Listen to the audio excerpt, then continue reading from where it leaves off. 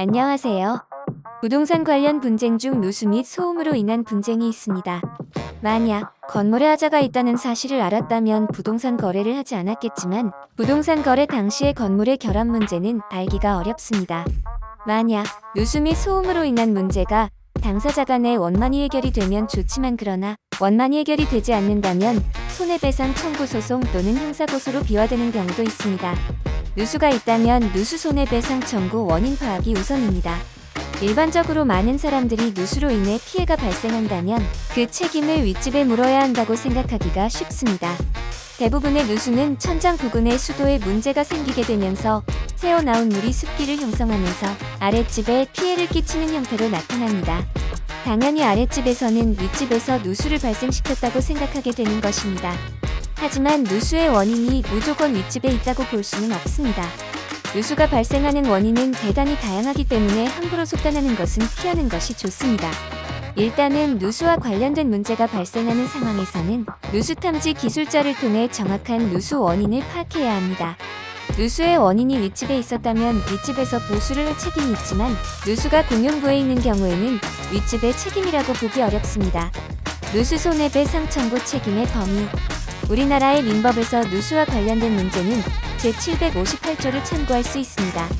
해당 조항의 제1항에서는 공작물의 설치 또는 보존의 하자로 인해 타인에게 손해를 가하게 된 때에는 공작물 점유자가 손해를 배상할 책임이 있다고 규정하고 있습니다.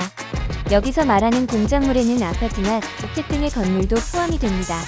따라서 아파트 또는 빌라에서 누수가 발생하여 피해를 입은 경우 점유자인 세입자 또는 소유자인 집주인이 책임을 져야 합니다. 다만 공용부의 경우에는 이야기가 달라지게 됩니다.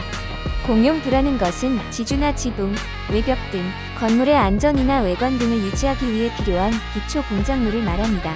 이러한 공용부에 속하는 부위의 하자나 문제로 인해 누수가 발생한 경우라면 집주인에게 책임을 물어야 합니다. 누군가의 부당한 혹은 불법적인 행동에 의해 피해를 입었다면 가장 먼저 생각할 수 있는 법적 절차는 손해배상 청구 소송입니다. 손해배상 청구 소송에서 승소를 하기 위해서는 이 가해자 또는 채무를 이행하지 않은 자에게 고의나 과실이 있음을 증명해야 합니다. 이 손해를 가한 행동이 위법한 행위임을 밝혀야 합니다. 3. 위법 행위로 손해를 입은 상황임을 증명해야 합니다. 4. 위법한 행위와 피해 사이의 인과관계를 입증해야 합니다. 누수 피해를 입은 임차인 손해배상 청구 소송에 저희는 임대인 피고를 대리한 사건입니다. 임차인은 다음과 같이 주장을 하였습니다. 손해배상 청구 소송에서 가장 중요한 것은 손해의 발생과 원인 사이의 인과관계를 명확하게 증명할 수 있어야 합니다. 즉, 이 임대차 계약 체결 및 특약사항 확인 이 누수 발생 및 누수 원인 3. 누수공사 대금 청구 사이를 하지 못한 영업손실 5. 특별손해에 대한 위자료 청구 등과 관련한 자료가 있다면 원고가 원하는 손해배상액을 인정받을 수 있습니다. 원고의 주장은 다음과 같습니다. 임대인인 피고는 임차 목적물을 임차인과 사용, 수익하는 데 적합한 상태로 유지할 의무가 있습니다. 해당 사건에서 임차 목적물은 천장 누수 등으로 인하여 본래의 임대차 목적에 맞게 사용 수익하기 어려운 상태로 방치되었고 누수로 인한 영업적인 피해로 인하여 영업 손실이 발생하였으며 결국 원고는 자신의 비용으로 누수 공사를 하고 공사 대금을 지급하였습니다. 원고가 피고에게 청구하는 금액은 누수공사 대금 약 1,500만원 플러스 누수로 인한 영업손실 약 7천만원 플러스 위자료 약 1,000만원입니다. 임대인인 피고는 원고가 청구하는 손해배상 금액이 너무 과도하다고 생각을 하였고 임차인의 손해배상 금액을 감액하기 위하여 변호사를 선임하였고 저희는 임대인을 대리하여 다음과 같은 주장을 하였습니다. 첫 번째 피고는 손해배상 소멸시 효안성을 주장하였습니다. 그 이유는 누수는 2016년 누수 발생, 2020년 소재기를 했기 때문입니다. 법원은 손해배상 책임 발생, 소멸시 효안성 여부에 대해 나누어 아래와 같이 판단하였습니다.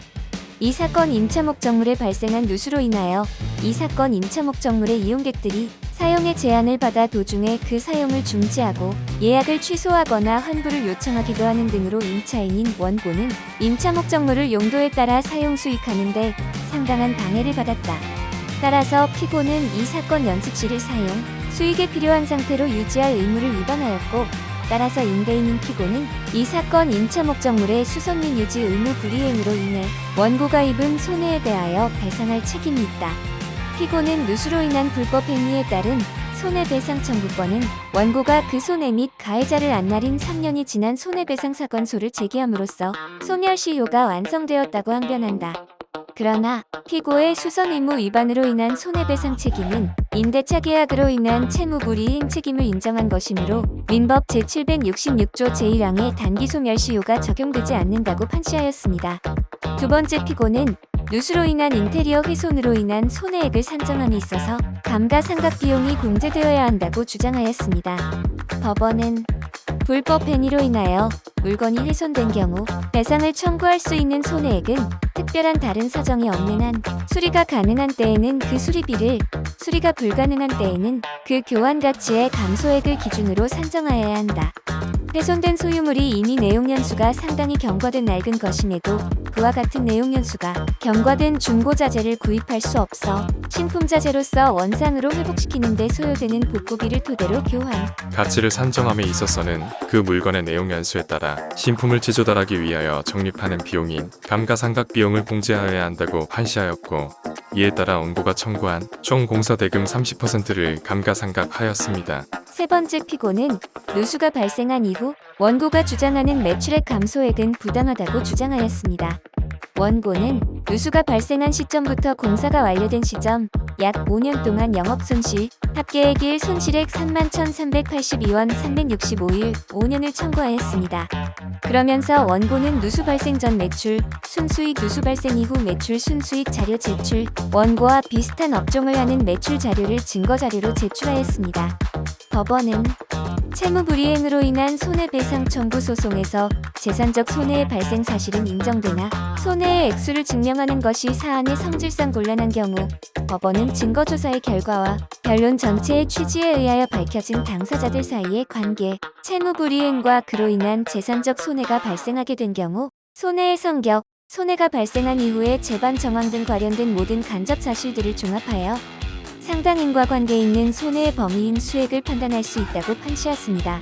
그러면서 원고에게 원고가 주장하는 일 31,382원 상당의 매출 감소가 발생하였다거나 위 금원 상당의 손해가 발생하였다는 사실을 인정하기에 부족하고 달리 이를 인정할 증거가 없다고 판단하였습니다. 위 법원의 판단은 일 손실액 31,382원을 입증할 만한 증거가 없다는 것일 뿐 원고의 매출액 감소 손해가 영원이라는 의미는 아닙니다. 그러면서 법원은 채무불이행으로 인한 손해배상 청구 소송에서 재산적 손해의 발생 사실은 인정되나 구체적인 손해의 액수를 증명하는 것이 사안의 성질상 곤란한 경우 법원은 증거조사의 결과와 변론 전체의 취지에 의하여 밝혀진 당사자들 사이의 관계, 채무불이행과 그로 인한 재산적 손해가 발생하게 된 경우 손해의 성격, 손해가 발생한 이후의 재반 정황 등 관련된 모든 간접 사실들을 종합하여 상당 인과관계 있는 손해의 범위인 수액을 판단할 수 있다. 피고의 수선 의무 위반으로 인해 원고가 입은 손해는 이로 인해 발생한 원고의 매출액 감소에 따른 영업수익 상실액 상당으로 보아야 할 것인데 오로지 원고의 매출액 감소분만을 그 기준으로 삼을 수는 없고 매출액 대비 순이익률을 산출하여 이를 매출액 감소분에 곱하는 방식으로 산정하는 것이 타당하다. 따라서 2013 7경부터 이 사건 소재기 전인 2020 7경까지 7년간 이 사건 연습실에 발생한 누수로 인한 원고의 매출액 감소에 따른 영업수익 상실액 상당의 손해액은 300만원으로 정함이 상당하다고 판시하였습니다. 원고가 주장하는 연매출액 감소분, 순이익은 누수 발생 기간 등을 종합적으로 고려한 판단입니다. 네 번째 피고는 수선 의무 위반으로 인한 원고의 위자료 청구가 부당하다고 주장하였습니다. 법원은 위자료 청구는 계약상 채무불이행으로 인하여 재산적 손해가 발생한 경우 그로 인하여 계약 당사자가 받은 정신적인 고통은 재산적 손해에 대한 배상이 이루어짐으로써 회복된다고 보아야 할 것이다. 다만 피고의 계약상 채무불이행으로 인하여 원고가 입은 정신적 고통에 대한 위자료 청구가 인용되기 위해서는 재산적 손해의 배상만으로는 회복될 수 없는 정신적 고통을 입었다는 특별한 사정이 있고 상대방이 이와 같은 사정을 알았거나 알 수 있었을 경우에 한하여 정신적 고통에 대한 위자료를 인정할 수 있다. 그런데 피고가 이와 같은 사정을 알았다는 점을 인정할 아무런 증거가 없으므로 원고의 위자료 청구는 받아들일 수 없다고 판단하였습니다. 법에 관련이 없는 일반인이 소송 절차에 나홀로 임하다 보면 본인이 원하는 결과를 얻지 못하는 경우가 있습니다. 상대방의 과실로 인하여 손해를 입은 것만으로도 힘든데 민사소송 절차에 따른 신체적, 정신적 스트레스까지 수반이 된다면 한 번 정도는 법률 전문가의 도움을 받아보시는 것도 좋습니다. 민사소송에서는 입증 책임이라는 것이 있습니다. 원고와 피고가 서로 자기 말이 맞다고 주장하면서 다투고 있는데 법원의 입장에서는 누구 말이 맞는지를 알 수 없고 양측에서 제출한 증거를 가지고 명백히 판단할 수 없을 때 그것을 누구 쪽의 책임으로 돌려서 누구의 패소로 할 것인지를 판단해야 합니다. 즉, 누구 말이 맞는지 명백하지 않으면 결국 입증 책임을 지는 쪽에서 패소하게 되는 것입니다. 위 사건은 원고가 청구하는 공사대금 중 일부만 피고가 지급하라는 판결을 하였습니다. 즉 원고가 청구한 영업손실 및 위자료 등은 원고가 입증을 하지 못하였고 원고는 항소를 하지 않았고 위 사건은 피고 승소로 확정되었습니다.